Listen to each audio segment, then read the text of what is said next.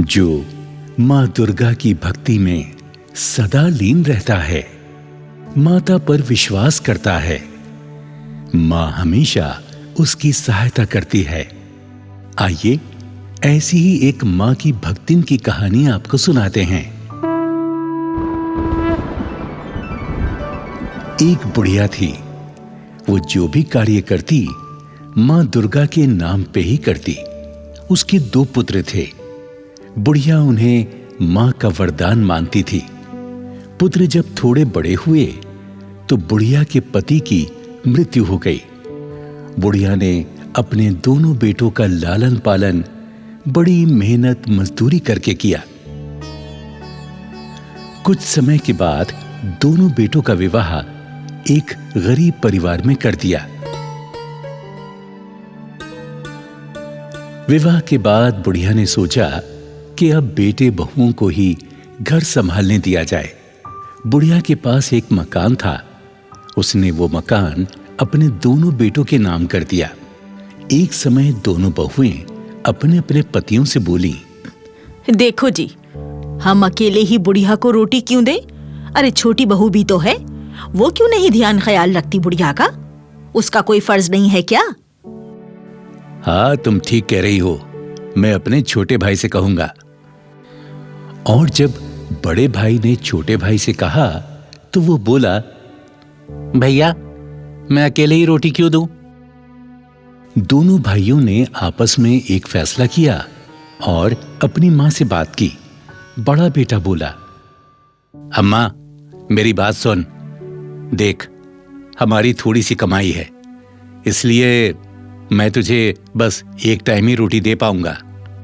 छोटे बेटे ने कहा, ठीक है, अगर सुबह बड़ा भाई देगा तो शाम को मैं रोटी दे दिया करूंगा। ठीक है बेटा, तुम दोनों भाई जैसा फैसला चाहो करो। मुझे अपनी मैया पे पूरा भरोसा है, वो मुझे कभी भूखा नहीं रहने देगी। इस प्रकार सुबह बड़ा बेटा रोटी देता और शाम को छोटा बेटा देता। कुछ समय तक तो ऐसा चलता रहा, लेकिन एक दिन सुबह बुढ़िया को रोटी बड़े बेटे ने तो दे दी, शाम को छोटे बेटे ने रोटी नहीं दी। तब बुढ़िया ने अपनी छोटी बहू से कहा, छोटी बहू, क्या मुझे रोटी नहीं मिलेगी? आज मैं तुम्हें कहां से रोटी दूं? आज हमारे घर आटा नहीं है, तुम्हारे बेटे को मजदूरी नहीं मिली आज। तब बुढ़िया बड़ी बहू के पास गई और बोली, बड़ी बहू, आज छोटी के घर रोटी नहीं मिली तो तू ही दे दे। देखो माँ जी, हम तो सुबह की रोटी देते हैं, वो हमने तुम्हें दे दी। अगर छोटी ने रोटी नहीं दी तो मैं क्या करूं? दोनों बहुओं की बात सुनकर बुढ़िया बहुत दुखी हुई। उस रात बुढ़िया को भूखा सोना पड़ा। दूसरे दिन फिर ऐसे ही हुआ। सुबह बड़ी बहू ने रोटी दे दी, लेकिन शाम को छोटी बहू ने रोटी नहीं दी। जब बुढ़िया ने छोटी बहू से रोटी के लिए कहा तो छोटी बहू ने टका सा जवाब दे दिया, माँ जी आटा नहीं है, मैं कहां से रोटी दूं? छोटी बहू ने इस तरह रोज का अपना यही नियम बना लिया। दोनों पति पत्नी छुप के रोटियां खा लेते और जब बुढ़िया उनसे रोटी मांगती तो कोई ना कोई बहाना बना देते। बेचारी बुढ़िया माँ दुर्गा का ध्यान करके सो जाती। अब बुढ़िया को केवल एक ही समय रोटी मिल पाती, लेकिन एक दिन तो हद हो गई। बड़ी बहू ने भी कह दिया, देखो माँ जी, आज रोटी नहीं मिलेगी, आटा खत्म हो चुका है। अब मैं कहां से दूं रोटी तुम्हें? इस प्रकार दोनों बहुओं ने कोई न कोई बहाना बनाकर बुढ़िया की रोटी बंद कर दी। बुढ़िया बेचारी भूख से तड़पने लगी। धीरे धीरे रात हो गई। बुढ़िया फिर पानी पी के सो गई। तब मां दुर्गा ने चमत्कार दिखाया। मां ने कन्या रूप धारण किया और अपनी भक्तिन के लिए भोजन की थाली सजाई। उसमें 56 प्रकार के भोग थे। मां उस थाली को लेकर जहां बुढ़िया सोई हुई थी वहां आई और बोली, माँ, उठो माँ, ये भोजन कर लो माँ। जब बुढ़िया ने आंखें खोली तो एक कन्या को थाली लिए हुए अपने सम्मुख खड़ा देखा। वो अद्भुत कन्या मंद मंद मुस्कुरा रही थी। फिर माता बोली, लो माँ, भोजन कर लो, ये मैं तुम्हारे लिए ही लाई हूं। तुम कौन हो? कहां से आई हो? और ये भोजन कहां से लाई हो? पहले मुझे अपना परिचय दो, तब मैं ये भोजन हाथों में लूंगी।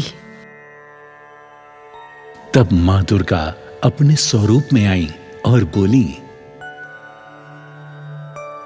मैं वही दुर्गे हूं जिसको तुम हमेशा याद करती हो।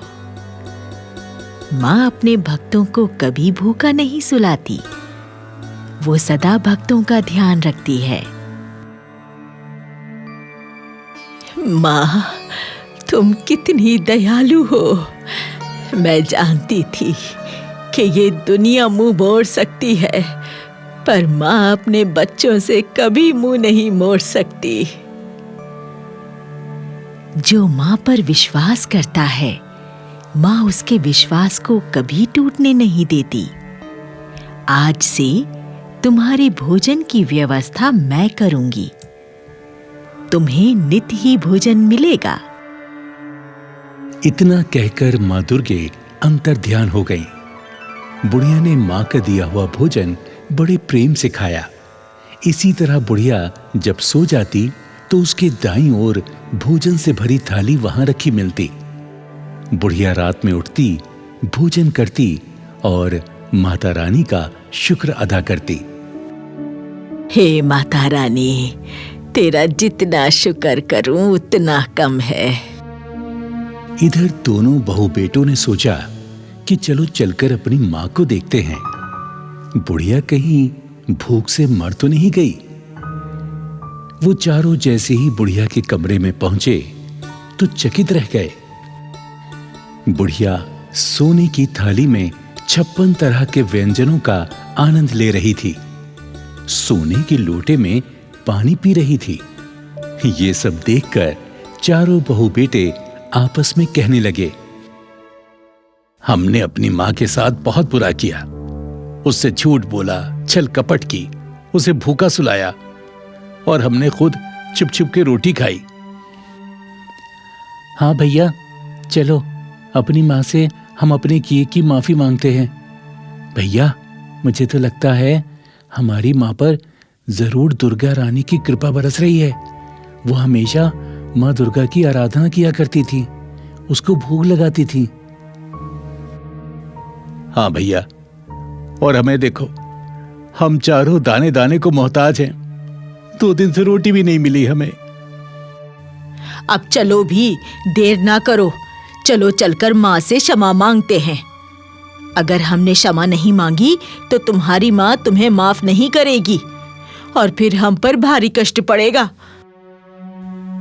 मां, हमें क्षमा कर दो। हम लोगों ने तुमसे झूठ बोला और वो भी रोटी के लिए। मां, हमें क्षमा कर दो। मां, हमें क्षमा कर दो, हमसे भूल हो गई मां। हाँ मां, हमें माफ कर दो। हमने तुम्हारे साथ छल किया है, तुम्हें भूखा सुलाया है। हमने छुप छुप के रोटी खाई लेकिन तुम्हें नहीं दी। हमसे बहुत बड़ा पाप हुआ है मां, हमें क्षमा कर दो। मां, हमें क्षमा कर दो। सासू मां, हमें क्षमा कर दो। हाँ सासू मां, हमें क्षमा कर दो, हमसे बहुत बड़ी भूल हो गई। तभी उस कमरे में मां दुर्गा की वाणी गूंजने लगती है, नहीं, इन्हें माफी मत देना। ये माफी के काबिल नहीं हैं। मत देना माफी। अरे, ये तो मेरी दुर्गे माँ की वाणी है।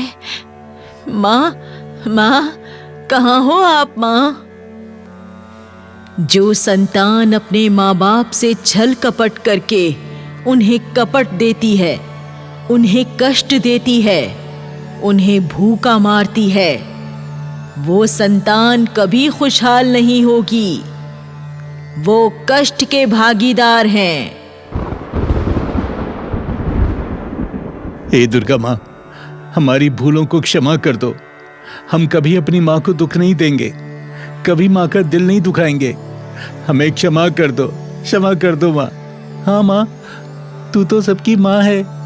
हमने बहुत बड़े पाप किए हैं, हमें क्षमा कर दो माँ, हमें क्षमा कर दो। हाँ माँ, हमें क्षमा कर दो।